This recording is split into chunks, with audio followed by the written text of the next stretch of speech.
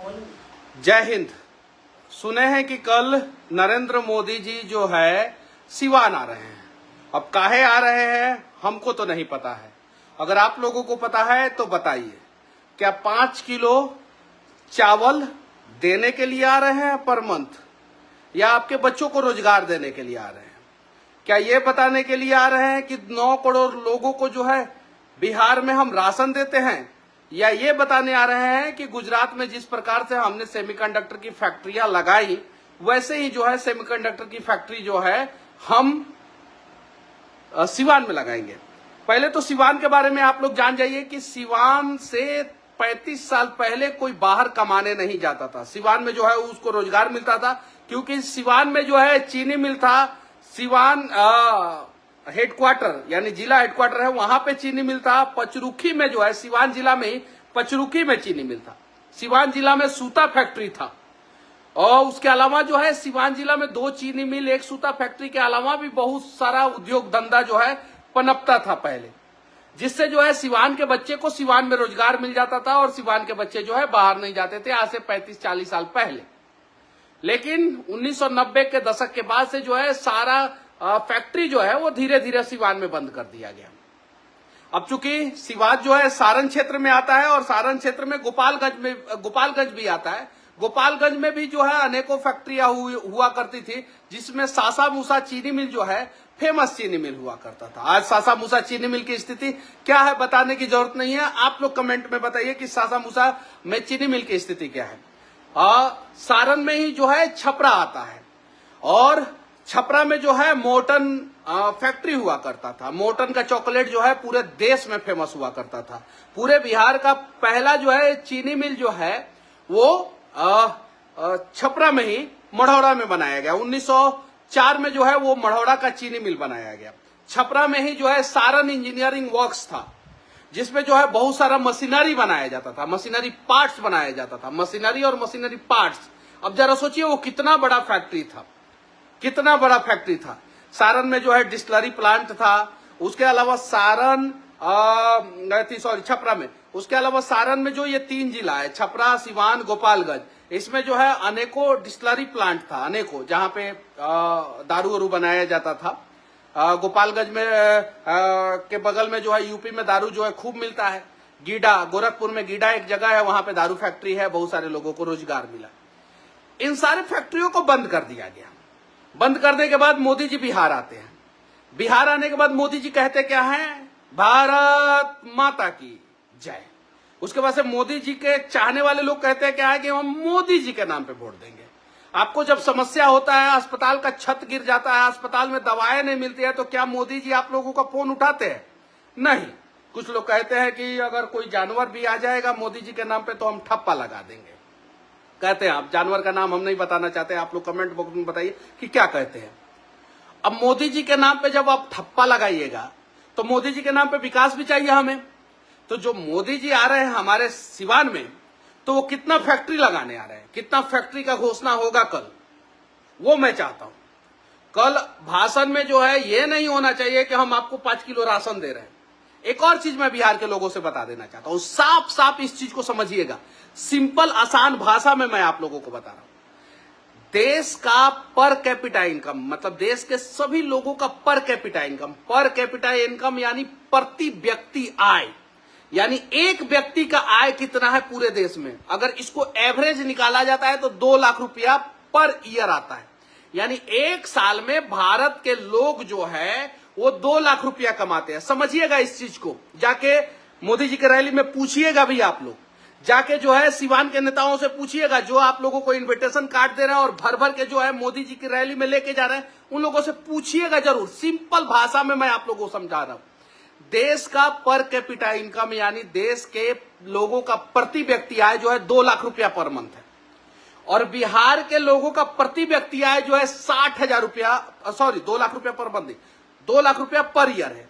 यानी देश का हर एक आदमी जो है वो हर साल 2 लाख रुपया कमाता है, और बिहार का हर एक आदमी जो है हर साल जो है वो 60,000 रुपया कमाता है। अगर नेशनल पर कैपिटा इनकम से जो है बिहार का पर कैपिटा इनकम को अगर तुलना किया जाए तो बिहार का हर एक व्यक्ति का जो है ना एक साल में 1,40,000 नुकसान है। 1,40,000 रुपया नुकसान है बिहार में हर व्यक्ति का। यानी 18 साल से ऊपर के जितने भी बिहार के लोग मेरे इस वीडियो को देख रहे हैं, जो कमाने धमाने लायक हो चुके हैं, उनका जो है 1,40,000 रुपया नुकसान हो रहा है हर साल। अगर आपके घर में जो है 4 लोग कमाने वाले हैं या 3 लोग, या सपोज आपके घर में 2 लोग कमाने वाले हैं, सिर्फ 2 लोग, तो आपके घर का जो है ना 2,80,000 रुपया नुकसान हो रहा है हर साल। वो नुकसान कौन पहुंचा रहा है?